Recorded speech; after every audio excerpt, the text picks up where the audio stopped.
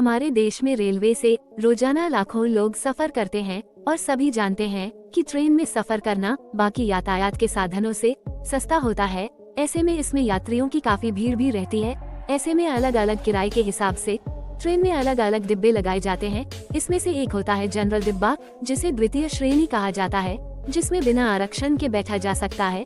लेकिन कई बार तो ट्रेन का जनरल डिब्बा लोगों से इतना भरा होता है कि उसमें पैर रखने तक की जगह नहीं होती है। इससे यात्रियों को बड़ी दिक्कत होती है। ऐसे में एक सवाल ये उठता है कि क्या इस स्थिति में द्वितीय श्रेणी के जनरल टिकट को लेकर क्या कोई व्यक्ति ट्रेन की किसी दूसरी बोगी यानी आरक्षित श्रेणी की बोगी में यात्रा कर सकता है? आइए जानते हैं इसको लेकर रेलवे के नियम क्या कहते हैं। मान लीजिए कि आपके पास जनरल डिब्बे की टिकट है, लेकिन किसी कारणवश आप जनरल डिब्बे में चढ़ नहीं पाते और किसी और डिब्बे में चढ़ जाते हैं, जैसे कि स्लीपर या फिर एसी डिब्बा। तो ऐसी परिस्थितियों में क्या टीटी आपको ट्रेन से उतार सकता है? चलिए आपको बताते हैं कि रेलवे इसमें क्या कहता है, जिन्हें आपको जान लेना चाहिए। साथ ही ये भी बता दे कि इस परिस्थिति में 3 चीजें हो सकती हैं। पहली तो ये कि रेल अधिनियम 1989 के तहत जनरल श्रेणी के ट्रेन टिकट की एक वैलिडिटी होती है। नियम के अनुसार अगर आपकी यात्रा 199 किलोमीटर या इससे कम दूरी की है तो टिकट की वैलिडिटी 3 घंटे की होती है, यानी टिकट लेने के 3 घंटे के अंदर आपको ट्रेन में चढ़ जाना चाहिए। और यदि दूरी 199 किलोमीटर से अधिक है तो वैलिडिटी 24 घंटे की होती है।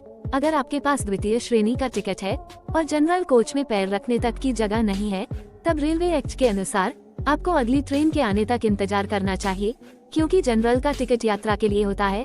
आप किसी भी ट्रेन के जनरल डिब्बे में चढ़ सकते हैं, लेकिन ये किसी विशेष ट्रेन के लिए आरक्षित नहीं होता, इसलिए स्लीपर में बैठना गलत माना जाएगा।